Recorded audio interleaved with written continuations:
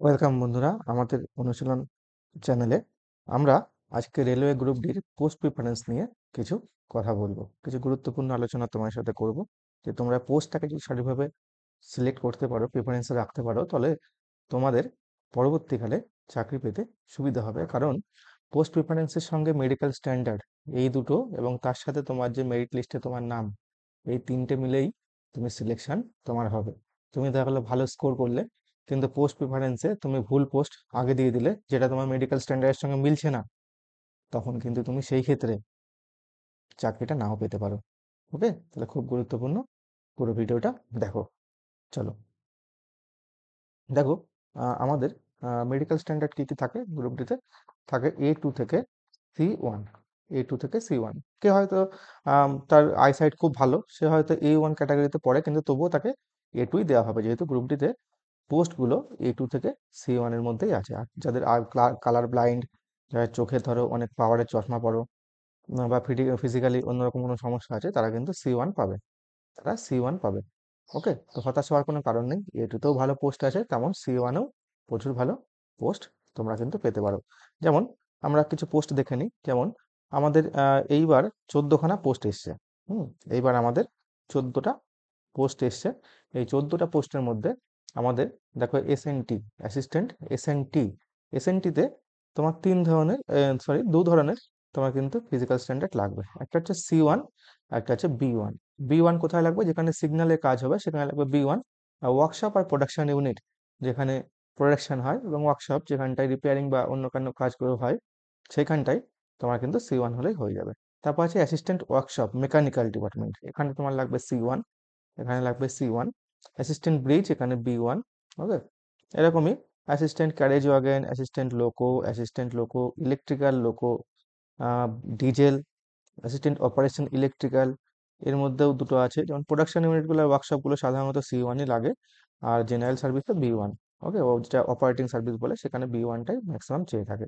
তারপরে আবার সেই workshop TL and AC, assistant TL and AC. Okay, train lightning and AC, সেখানটায় C1। আর যদি ওপেন লাইনে হয়, যেটা অপারেশনে থাকবে, সেখানে B1। ট্র্যাক মেশিন থাকবে তোমার A3। একমাত্র A3-র পোস্ট এটাই রয়েছে, যেটা হচ্ছে ট্র্যাক মেশিন। ঠিক আছে, ট্র্যাক মেশিনের ডিউটিটা একটু টাফ হয়। তোমাদের এই ডিউটি সম্পর্কে, প্রত্যেকটা পোস্টের ডিউটি সম্পর্কে, কাজ সম্পর্কে তোমাদের বিস্তারিত ভিডিও আমি পরে নিয়ে আসবো। অ্যাসিস্ট্যান্ট TRD, এতে B1 থাকে। পয়েন্টসম্যান বি, এটা থাকে A2। সব থেকে হাইয়েস্ট স্ট্যান্ডার্ডের যে মেডিকেল স্ট্যান্ডার্ড দরকার পড়ে, হাইয়েস্ট, সেটা হচ্ছে পয়েন্টসম্যান বিতে। কারণ পয়েন্টসম্যান বিতেই প্রমোশনাল স্কোপটা প্রচুর বেশি থাকে কি হওয়ার, এএলপি, এএলপি গুডস গার্ড, যেটা এখন নাম পাল্টে ট্রেন ম্যানেজার হয়েছে। এবং তার সাথে তোমার আরও যে আছে, ALP goods guard station master, okay, যেটাকে SM বলা হয়। তাই এই যে পোস্টগুলো, তারপরে TT বা TC, এই যে পোস্টগুলো, বিশেষ করে এএলপি গুডস গার্ড এবং স্টেশন মাস্টার, পয়েন্টসম্যান থেকে অতি সহজে হয়ে যায়। তো যাদের এএলপি গুডস গার্ড এবং স্টেশন মাস্টার ভবিষ্যতে হওয়ার ইচ্ছা, এবং আইসাইট তাদের ভালো, কোনো রকম চশমা তারা ইউজ করো না, এবং বাকি ফিজিক্যালি ঠিক আছে, তারা কিন্তু পয়েন্টসম্যানটাকেই প্রথম প্রিফারেন্সে রাখবে। কিসে রাখবে? ফার্স্ট প্রিফারেন্সে তারা পয়েন্টসম্যানকেই রাখবে, যাদের এই পোস্টগুলোতে পরবর্তীকালে চাকরি করার ইচ্ছা, নিজেদেরকে দেখার ইচ্ছা, তারা পয়েন্টসম্যানকেই রাখবে। মোটামুটি 4-5 বছরের মধ্যে তোমরা সুযোগ পেয়ে যাবে LP goods guard station master হয়ে যাওয়ার। যাদের A3 আছে, যাদের A3 আছে, তারা দেখো পয়েন্টসম্যান কিন্তু তোমরা প্রিফারেন্সের মধ্যে একদম নিচে রেখো, বা রেখোই না, কারণ তোমাদের A3 যেরকম মেডিকেল স্ট্যান্ডার্ড পয়েন্টসম্যান থেকে নিচে, তারা কিন্তু এটা পাবে না। এবার A3 কাদের আছে, A3 কাদের থাকবে? A3 থাকবে তাদেরই, A3 থাকবে তাদেরই যাদের স্পেকটেকেলের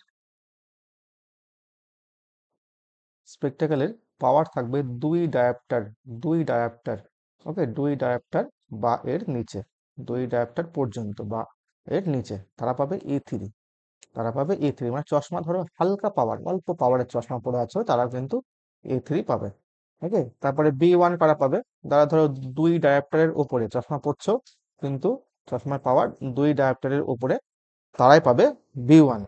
এবং 2 ডায়াপ্টার থেকে 4 ডায়াপ্টার পর্যন্ত তারা পাবে B1। এবার 4 ডায়াপ্টারের উপরে যাদের থাকবে তারা সাধারণত B2 চলে যাবে, এবং যাদের তারা B2 পেয়ে যাবে যে 4 ডায়াপ্টারের উপরে। এবার যাদের ধরো কালার ব্লাইন্ডনেস আছে, কালার ব্লাইন্ডনেস বা অন্যান্য সমস্যা আছে, তারা কিন্তু পেয়ে যাবে ডাইরেক্ট C1।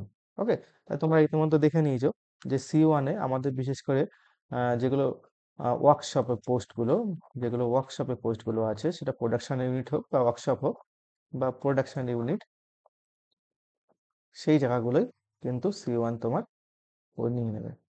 আর এই পোস্টগুলো C1-এর জন্য প্রযোজ্য। তারা যাদের C1, যারা কালার ব্লাইন্ডনেস আছে, তোমরা তো জানো যে তোমরা কালার ব্লাইন্ড আছো কিনা, না হলে একবার চেক করে নিতে পারো আগে থেকেই। তো সেটা জেনে নেওয়ার পরে তোমরা এই ওয়ার্কশপ বা প্রোডাকশন ইউনিটের পোস্টগুলো যেগুলোতে C1 ক্যাটাগরি, সেগুলো উপরের দিকে রাখবে প্রিফারেন্স হবে, প্রিফারেন্স ফার্স্ট সেকেন্ড থার্ড সেগুলোতেই রাখবে। আর তার উপরের মেডিকেল স্ট্যান্ডার্ডের পোস্টগুলো তোমরা নিচের দিকে রেখে দিও বা নাও রাখতে পারো, কারণ সেক্ষেত্রে তো তোমার এলিজিবিলি থাকবে না তার জন্য। হুম। তা যাদের A2 মেডিকেল স্ট্যান্ডার্ড আছে তারাই একমাত্র পয়েন্টসম্যান থাকে, তারাই একমাত্র পয়েন্টসম্যানকে প্রথমে রাখবে। যাদের A3 মেডিকেল স্ট্যান্ডার্ড, তারা হালকা চশমা পরো, তারা ট্র্যাক মেশিন রাখতে পারো, তারপরে নিচে আস্তে আস্তে অন্যান্য পোস্টগুলো রাখতে পারো। ওকে, যাদের B1 আছে, যাদের B1 আছে তারা এবার A3 আর A2 এই দুটো পোস্ট, যেমন ট্র্যাক মেশিন, কি বললাম, পয়েন্টসম্যান, পয়েন্টসম্যান, একটুখানি ক্লিয়ার করে নি বোর্ডটা, সুবিধা হবে।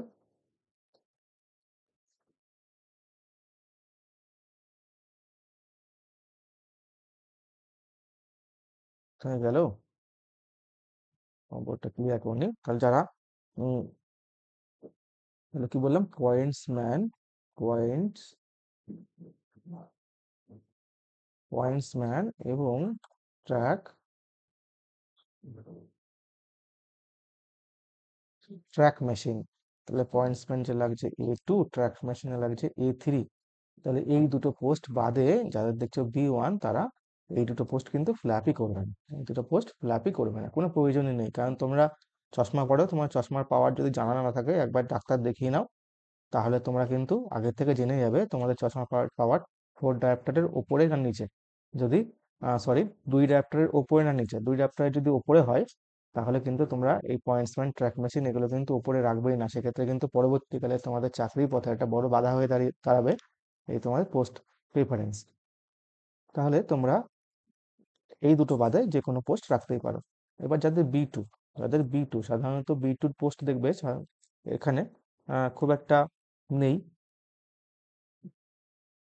তারাও মোটামুটি, যাদের B2 তারাও মোটামুটি C1 এর পোস্টগুলোই রাখবে। ওকে, তাহলে B1 ছেড়ে দেবে, একমাত্র C1 এর পোস্টগুলোই উপরে রাখবে, কারণ তোমাদের লক্ষ্য চাকরি পাওয়া, ঠিক আছে? সেই জন্য তোমরা এইভাবে পোস্ট সিলেকশন করবে, যে যাদের মেডিকেল স্ট্যান্ডার্ড তারা একটুখানি আগে থেকে জেনে যাও, তারপরে তোমরা সেই মতো পোস্ট সিলেকশন করো। রেলওয়েতে কিন্তু চোখটা গুরুত্বপূর্ণ, চোখের পাওয়ার এবং চোখের তোমার যে স্ট্যান্ডার্ড, সেই অনুযায়ী কিন্তু তোমরা মেডিকেল স্ট্যান্ডার্ডে তোমরা পাবে। তবে চোখের পাওয়ার যদি ঠিক থাকে তাহলে কোনো ব্যাপার না, চোখের পাওয়ার একটু এদিক ওদিক হয়ে গেলে তখন কিন্তু তোমার মেডিকেল স্ট্যান্ডার্ড নিচে নামতে থাকবে। এবং সেই ক্ষেত্রে এখনকার দিনে সবাই মোটামুটি চশমা ব্যবহার করি আমরা, তোমরা একবার চোখ দেখিয়ে নাও। কারণ রেলওয়ে হসপিটালে যখন তোমাদের মেডিকেল এক্সাম হবে, তখন কিন্তু তারা খুব ভালোভাবে তোমার কিন্তু চোখ পরীক্ষা করবে। সেখানে কোনো রকম লেজিক সার্জারি বা অন্য কোনো সার্জারি করা থাকলে সেটাও ধরা পড়বে, সেটা ডাইরেক্ট C1 দিয়ে দেবে। তাছাড়া তোমার যদি চোখে পাওয়ার থাকে, এবং পাওয়ার কত, তুমি হয়তো বাইরে তুমি পাওয়ার, কম পাওয়ার ইউজ করছো, বা তোমার প্রেসক্রিপশন নিয়ে গেছো ডাক্তারের কাছ থেকে কম পাওয়ারের, সেগুলো কিন্তু তারা গ্র্যান্ট করবে না। তারা তাদের মতো করে টেস্ট করবে এবং সেইখানে কম্পিউটারাইজড ভাবে যে তোমার চোখের পাওয়ার আসবে, সেটাই কিন্তু তখন অ্যাকসেপ্টেবল হবে। ওকে, তাই জন্য তোমরা কিন্তু আগে থেকে নিজেদের চোখের স্ট্যান্ডার্ডটা বা পাওয়ারটা জেনে তারপরে পোস্ট সিলেকশন করো। দেখো এইবার একটা জিনিস, এবার কিন্তু ডিপোর পোস্ট আসেনি, স্টোরের পোস্ট এবার কিন্তু আসেনি, এবার স্টোরের কোনো পোস্ট আসেনি। ওকে, আর হচ্ছে হসপিটাল অ্যাটেন্ডেন্ট, হসপিটাল অ্যাটেন্ডেন্ট, তাও আমি এবার চেক করে নিই। হসপিটাল অ্যাটেন্ডেন্ট দেখো, assistant, assistant, assistant, loco, loco shed operations, pathway,